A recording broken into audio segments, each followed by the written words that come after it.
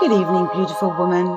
Welcome to Isaya's Inspiring Evenings, a podcast full of goddess series, witches' secrets, colors of women, and fairy seasons to integrate serenity, abundance, joy, and magic into your life. I am Isaya Bell, creatrix, magical pragmatic inspiration mentor, tech goddess teacher, and traveling priestess. And this podcast aims to accompany you for peaceful and inspiring evenings. Isaya's Inspiring Evenings has had various iterations and styles and is published irregularly. Subscribe to the podcast on the platform of your choice to be informed of the publication of each new episode. If you like this podcast, please support it by leaving stars, blue thumbs, and reviews on whatever platform you listen to me. In 2024, there are going to be 5 series in it, for now. All different, all aiming to inspire the audience, all telling stories, each complementing each other. One series, titled Women Lighting the Way, is about women's stories, centering around the past or future speakers from the various Women Lighting the Way summits, adding to the virtual library of women's stories and providing a much-needed counterpoint to the many men's stories going around in our world of patriarchy. This is one of those episodes, and I am happy to invite you to listen to the story of Cindi Buenzli Gertz, recorded in 2023, entitled The Power of Rest, Healing Magic for Midlife and Menopause. Enjoy!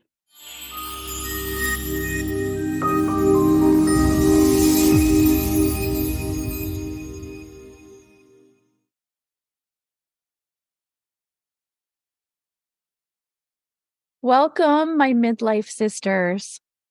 I'm Cindi Buenzli Gertz. I am the founder of Conscious Living Arts and the creator of the Vibrant Woman program and Inspired Menopause circles. And I am taking you on a journey today from my quarter life crisis to the power of rest into the healing magic that had for me in midlife and menopause. So I like to start my story by saying rest saved my life.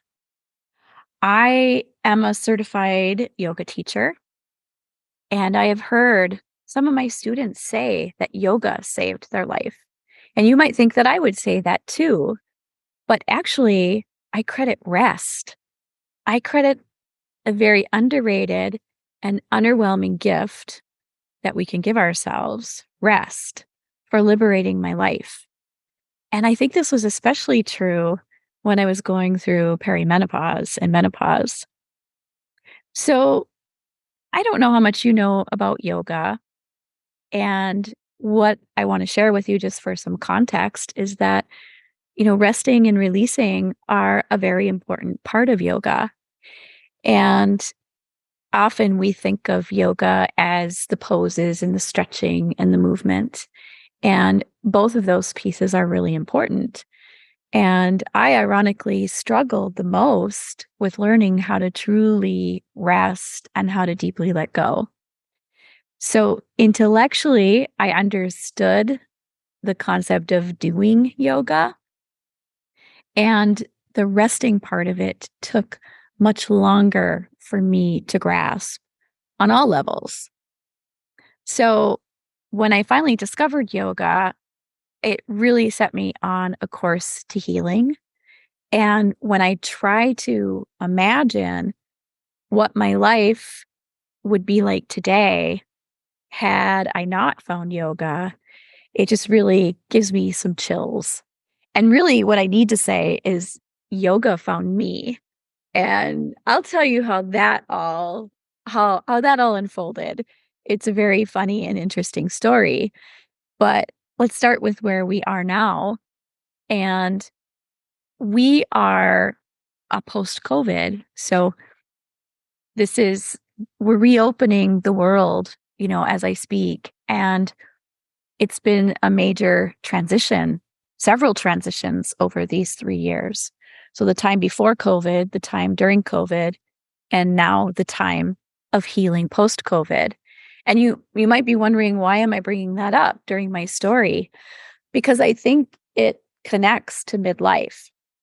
And uh, midlife is this messy in between. It's a transition when we go through menopause, right?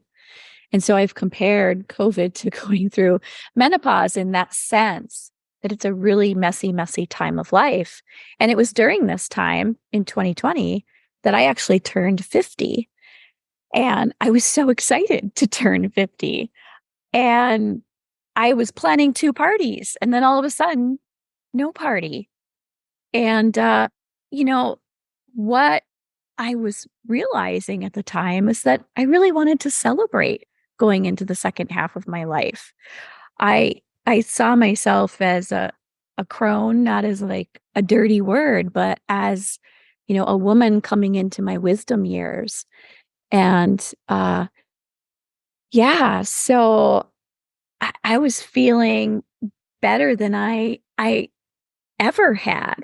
And and my husband and I were coming into our empty nester years. We were sending our son off to college and teaching our daughter how to drive. And now this year she's going off to college. And so as they're ready to start their own adventures, I felt that way too. And I didn't approach this landmark occasion with a sense of dread around aging or shriveling up or feeling invisible like a lot of women do. I felt really good. I felt full of joy and wonder and gratitude, and I was experiencing abundance and excitement for the future. Now, I still had to dance my way through that mystery of menopause, don't get me wrong. And it was not easy. It was very, very hard. And I credit my quarter life crisis for having the tools to help me get through that, to be in a place where I felt ready to expand and grow and imagine the infinite possibilities of what the rest of my life could look like. And if we're in good health, we women we can expect to live into our 90s, maybe even 100. So the kind of vibrancy I'm feeling in my life right now, it completely escaped me in my younger years.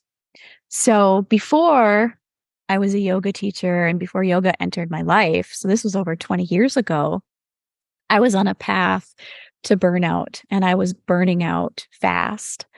So some of that was rooted in my family and a strong work ethic. Growing up, I watched my own father work 2 jobs all of my growing up years. And so when I went off to college, I kind of followed that pattern. I paid for school mostly on my own. And so there were often times that I was working 2 or 3 jobs to make ends meet, all the while, taking a full course load and keeping my grades up, which I always did. And and so after I graduated, I headed into the nonprofit world for about 7 years. And I really wanted to make a difference. I wanted to help people. I wanted to be of service to people. And I worked hard and I just kept on working and working and working. And there was this drive in me to push and to perfect and really to please others. And I did that so often that I put their needs above mine. I elevated them above mine. And there should have been more balance there, but there wasn't. So I really skimped on my self-care back in those days, and I didn't see any value in taking breaks or getting enough rest. I would push myself for long hours of work, and that led to poor food choices, and I didn't rest and relax as much as I should have, and my mind was always on the go. It was like a machine, and I pushed my body in the same way. And what I lost track of, which is an idea that I hold now, is that I was this spiritual being in partnership with my body, this sacred vessel. And I never gave it a chance to rest. I never powered down on a regular basis. So I was busy taking care of everybody else, but not me. So at the time, I was working for a large nonprofit. I lived in Michigan, and I was working for the Michigan chapter of the MS Society. And I eventually made my way to the Upper Peninsula of Michigan, where my quarter life crisis took place. And I was managing all 15 counties, which is a really huge geographical area. And I really kept pushing through during that time. I just felt this drive. And so by the age of 28, I had developed seasonal affective disorder. And at that same time, I was also dealing with chronic headaches and grinding my teeth. And, I was taking my stress home. And so for a woman who was always driven and achieving and, top of the class and these kinds of things, I began to stumble and fumble. And I was barely able to get myself out of bed some days and get to work. Some days I wouldn't even get to work until 10 o'clock in the morning. And, I've also had chronic allergies since I was a young child, maybe about 9 or 10. And, when I was young, I would respond naturally to these allergies. And I remember I can see myself laying down on my couch at home. My mom's in the kitchen and I've got a wet eye compress over my eyes and I'm resting, right? And I forgot how to do that as I became an adult. I forgot how to take care of myself. And so my allergies worsened every year. They got a little worse and they left my immune system completely on overdrive and completely overwhelmed. And so as a result, I would go through allergy season, which ragweed for me is the big one. So it's the end of summer, August, September. And then I would get a cold because my immune system was so weakened. And I'd get colds. They'd be like 2, 3 weeks long. And then I'd recover for a little bit and I'd get another one. And then I'd get another one. And by the holidays, I usually had a sinus infection of some sort. And this pattern kept repeating itself year after year. And I know it's really gross to say this, but I want to give you a real understanding of how bad it was. I had a sinus infection so bad one time that, I would wake up in the mornings and my eyes would be just crusted in goo from all the drainage. And I know it's just awful to think about. And this still didn't stop me. I kept pushing. And so my crisis came on a work trip one time. And we traveled for a training at the MS Society. And I don't remember what city we were in, but I had to fly back and had a layover in Detroit. And it just so happens that the airport shut down. It was grounded. There were 12 inches of snow on the ground. So I think this was like in December or January. And I was so I was so desperate to get home. I really made a foolish choice, and I decided instead of just getting a hotel room and hunkering down until the next flights were available, that I would rent a car with 2 college guys. So they were probably about 10 years my junior at the time, or so, and that we would drive through the lower peninsula of Michigan and all the way across the upper peninsula, which in good weather is a 10 to 12-hour drive, depending on where you're going. And so I decided to do this. And I was sick at the time. I was sick on this trip. I had a cold. And I basically passed out in the back seat. And save for opening my eyes a couple times on that journey, I do not remember a single second of it. And I look back on that and think, my God, I'm lucky to be alive. So I didn't remember a single second of that trip. But what I do remember is the next day. I remember going to the grocery store with my brother who was visiting and my husband, Michael. and I'm standing in the canned goods aisle, and I'm looking for some chicken noodle soup, right? Because that's what you're supposed to have. At least back then, that's what I thought I was supposed to do. Ironically, looking at these processed cans of soup. And I don't know if you've ever passed out, but it's a surreal feeling when you're standing there and all of a sudden there's just a tunnel of light that's closing and getting smaller and smaller and smaller. And the next thing I know, I'm on the ground and I open my eyes. And this is always the hardest part of this story to tell. And I get very emotional. My brother, who's a big, big guy, but with a tender heart of gold, scooped me right up off the floor. And he brought me to the front of the store. I remember there was a bench there that we sat on while he called my husband. Of course, back then there were no cell phones. So he called my husband on the intercom, which was extremely embarrassing, probably one of the most embarrassing moments of my life. And also the biggest wake-up call of my life. And I didn't realize it at the time, mind you. I know this in hindsight. So at around that time, I was working. Oh, and I almost forgot to tell you this part. They took me to the doctor and I was put on a week's bed rest, right? So even then, I balked at the rest. I couldn't believe I was getting put on bed rest I had a cold, right? But that just tells you how I didn't know how bad it was at the time. I can see it now, but at the time I couldn't. However, there was somebody in my life who could see that something was wrong with me. It was actually a volunteer that I worked with. Her name was Tina. I don't remember her last name, and I wouldn't share it anyway. But I remember her first name very clearly, and we were working on a special project together.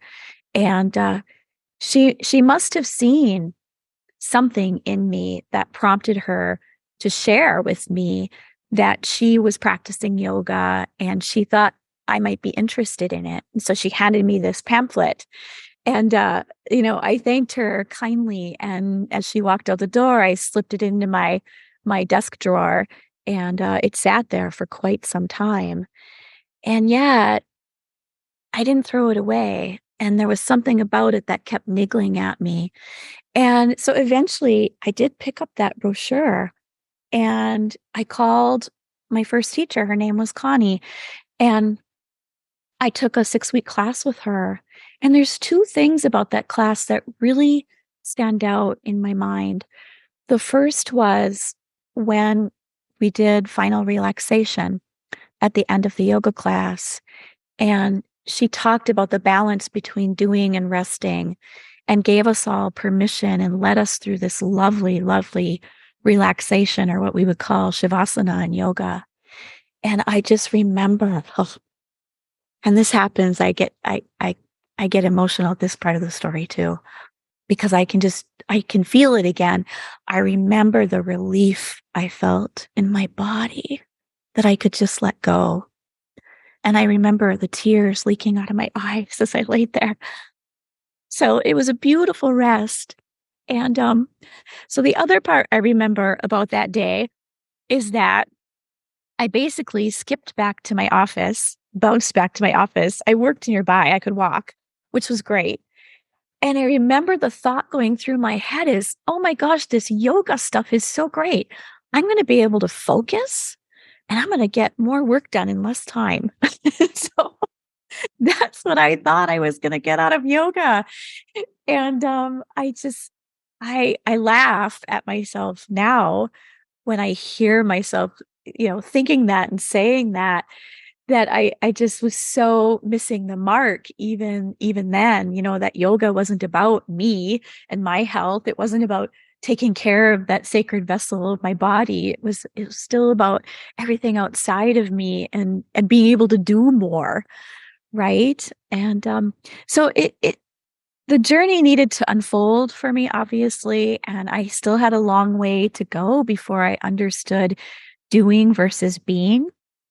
And what was most important about that day was that I I received permission from another person. She really saw that we all needed rest. And years passed before I would grant myself that same permission. As I said, that was just like the hardest part of yoga practice for me to learn. And I even early on, I resisted it and I almost didn't become a yoga teacher. So I have another little turning point I want to share with you. So I mentioned my husband, Michael. We we were about a year newly married, and I moved from the MS Society to working for Big Brothers and Big Sisters because I wanted to be closer to my family. And I scaled down to 5 counties, so that was a good thing. And we moved to a new community, and we also both were starting new jobs, and we were gathering together our new life. We rented our first house together, and I was traveling a lot for my work. I was managing 5 counties, and I would travel 1 to 2 times a week. And I just remember coming home one day and I was feeling really exhausted and overwhelmed. And I should take a step back and say, when I left my former location, I asked I asked my teacher Connie for a recommendation. Did she know anybody where I was moving to? Because I intended on continuing yoga. And she said, "Oh, sure." And she gave me the name of a woman. And I came home that day, and Michael asked me, "Did you call that yoga teacher?" And I just looked at him and I dropped my bag and I sighed and I probably gave him my best diva voice, "Oh." I'm like, "Are you kidding me?" I said, "It's so crazy busy right now. I don't have time for yoga." And so Michael, my husband, who is a very centered and calm person naturally and has always been a grounding force for me, he kind of paused and he looked at me. And I knew something was coming because that's what he does. And he said to me, he said, "Cindi, don't you know that's when you need yoga the most?" And I was like, duh. So that was another turning point for me, like hearing those words and letting that message sink in. Like it's exactly the time when I think I don't have enough time that I need to take the time. Right? So I'm so grateful to this day to him and also to Tina. Like if I knew where Tina was right now, I would reach out to her and say, uh, "You saved my life." Giving me that yoga brochure was the a major turning point in my life. And look at where it's led me.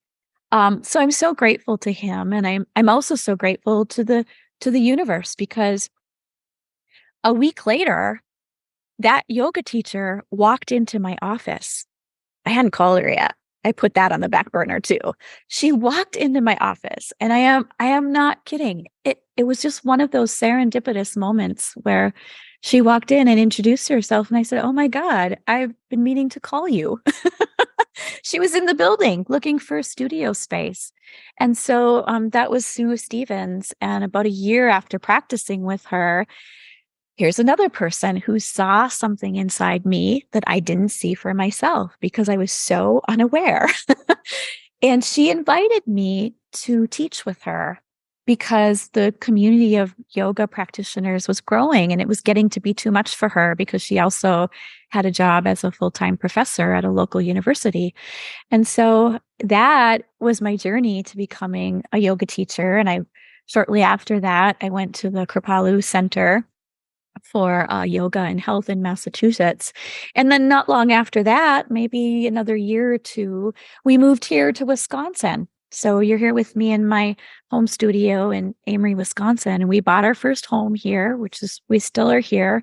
We grew our family, from one child to two and so many pets. I lost count and life got really, really busy as usual. More full. My husband took on a full-time teaching position. I managed our home. I started my yoga studio and business. And I also homeschooled my son for 7 of those years. And it was a really crazy, busy time. And, my body spoke up again. My body spoke up loud and clear. And I had another crisis where I was doubled over in pain because I had fibroids in my pelvic cavity, which I didn't know at the time, but found out. And I'm not going to go too much into the details of that story because what I want to say is by that time, I had a lot of tools under my belt. And this is where that quarter life crisis that led to rest. By that time I was resting more. I had also discovered restorative yoga. And so this was a real game changer for me where uh I was able to use those tools and instead of having a surgery, an exploratory surgery that might have eventually cost me my womb, I was able to avoid all of that by leaning into my restorative practice and other holistic practices that I had at the time. And so not long after that, there was a master teacher in restorative yoga nearby, and I took some classes from her and became certified and began specializing in helping other women, midlife women, recover and heal from burnout and avoid some of the pitfalls that I experienced. So I began specializing working with midlife women, women going through menopause and perimenopause. And so now I refer to myself as a midlife midwife, helping women to become on their paths to becoming who they're going to become. And so that brings me to, pretty much up to date. There's a lot of other pieces in there that I could share with you, but I know that we only have a certain amount of time today. So that brings us to where we are, where I am now. And I do hope that if any part of this story inspires you, that I will hear from you or that possibly we might work together. So I won't go into the details, but do look at the gift I have for anyone who watches my story is a sleep well solution plan. It is one of the most insidious problems of midlife and something that I didn't tell that part of my story, but I dealt with a lot of that along the journey too.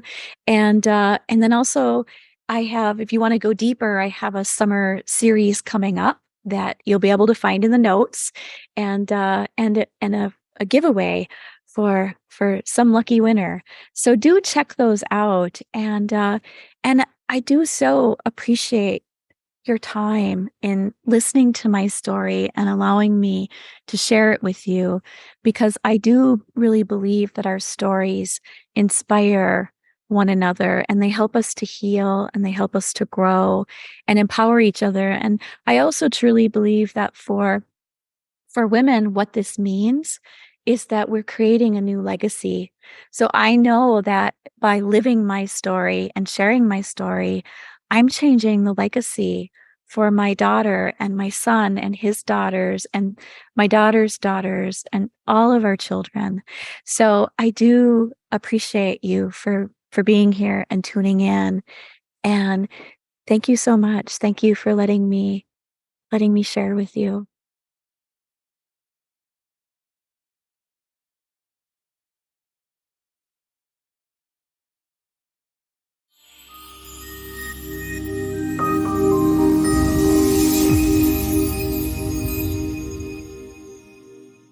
That's it for this episode. The next one is still in creation. Thanks for listening, and don't forget, if you want to support this podcast, share, subscribe, and leave stars, blue thumbs, and a review on whichever platform you listen to. If you want to be accompanied in the change processes that life offers you, if you want to live a goddess life daily and participate in the awakening of feminine energy in the world, know the secrets of witches, and apply the rituals of fairies in your daily life, contact me on my website isayabel.com. You can also subscribe to my newsletter to be informed of all the news in the real and virtual world of Isaya Bell. You will, of course, find this podcast on all platforms: Google Podcast, Apple Podcast, Spotify, etc., but also on YouTube and on my website, isayabell.com, on the podcast page,